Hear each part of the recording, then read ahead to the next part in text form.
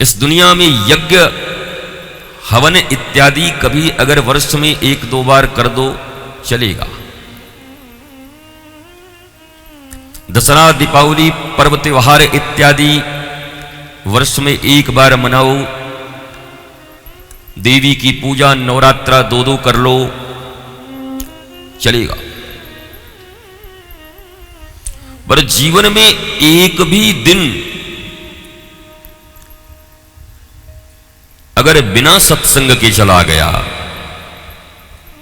बिना हरि कथा और भगवत के निकल गई, तो उसे बंध्या दिवस कहते हैं।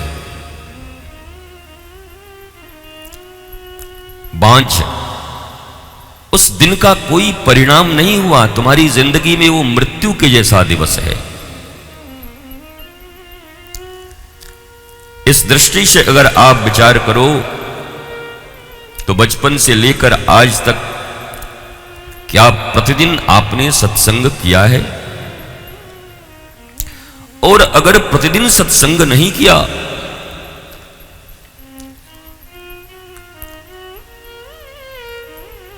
तो सत्संग के अभाव में जीवन का जो आनंद है, प्रेम है, शांति है, मस्ती है, उससे चूक जाओगे। सत्संग करना किसी के ऊपर एहसान करना नहीं है, सेल्फ के ऊपर एहसान करना है। आपने देखा होगा कभी कभी आप अपने पति को कहती, चलो जी कथा में चल, तेरे कारण चलता हूं। मत जा भैया।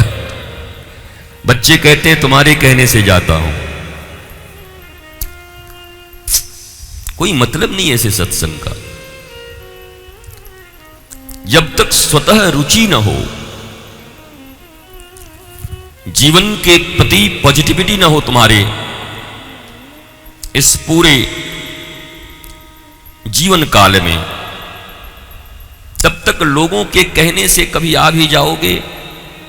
और लोगों के कहने का इतना असर है तो कोई मंथरा मिल जाएगी तो चले भी जाओगे।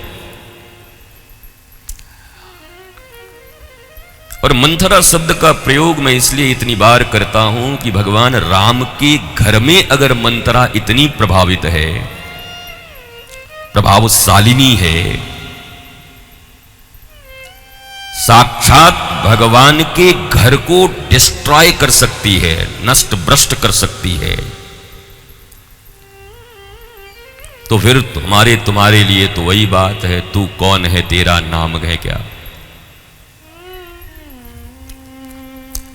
और मंथरा बुद्धि से सदा अपने आप को बचाए रखना है। बैठ जाओ, ओए लाडली, इतने आगे तक कोई ना आए, मना किया मैंने।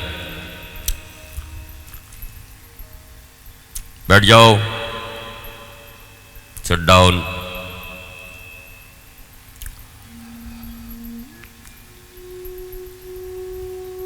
आगे की पंक्ति बिल्कुल कैसी होनी चाहिए? फेविकोल के जोड़ की तरह, चपक गए तो चपक गए। आंख चकोर की तरह। अब पीछे तो मेला है, आते जाते रहे, कोई बात नहीं महाराज।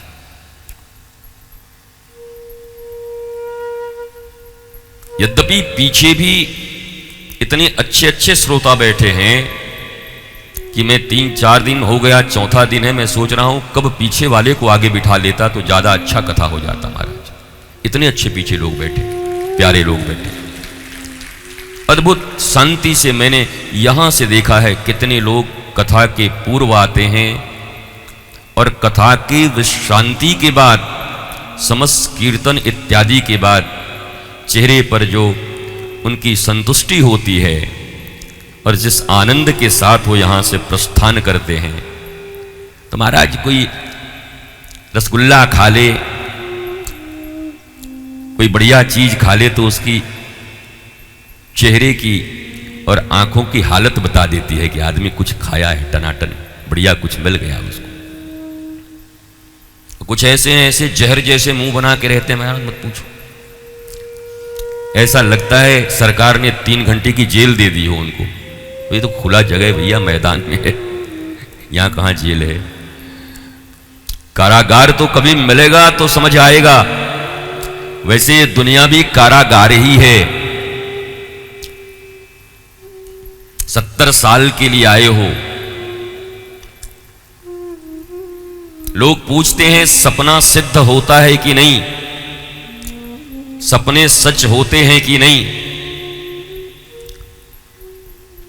और किस सपने का क्या फल होता है। ये सब बेकार बातें। ये जिंदगी खुद ही एक सपना है। ये 8 घंटे में टूटती है या 70 घंटे में फूट जाएगी।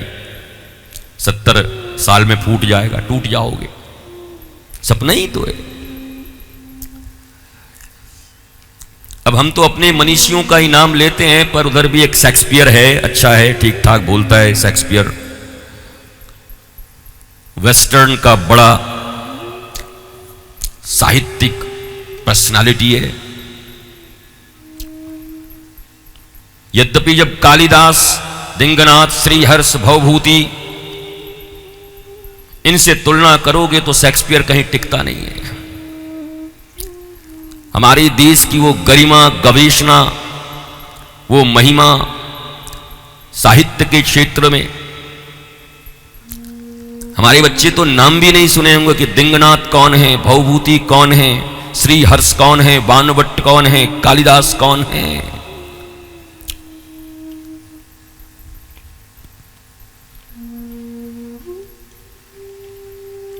शेक्सपियर, रॉकफेलर, चलो घूमो, अच्छी बात है, पर पूर्व और पश्चिम में बहुत अंतर है। साहित्य अपना ही देखो, क्योंकि तुम्हारे साहित्य में आध्यात्म है। पश्चिम के साहित्य में भी उनके भोग की छाया पड़ी हुई है। तुम्हारे इस देश और राष्ट्र के इतिहास 1,97,00,000 वर्ष प्राचीन है। हमारे तुम्हारे आत्मा और पूर्वज भगवान राम और कृष्ण हैं। कोई कोलंबस और वास्को डिगामा नहीं है। ये सब पाश्चात्य की ओर दृष्टि डलवाने का, तथाकथित भारत को गुलाम रखने वाले लोगों ने, उनकी वो मानसिकता जो भारत को सपेरों और जादूगरों का देश समझते हैं, उन्होंने ऐसी भ्रष्ट और नष्ट इतिहास तुम्हें दिया है। तुम्हारा ये इतिहास नहीं है।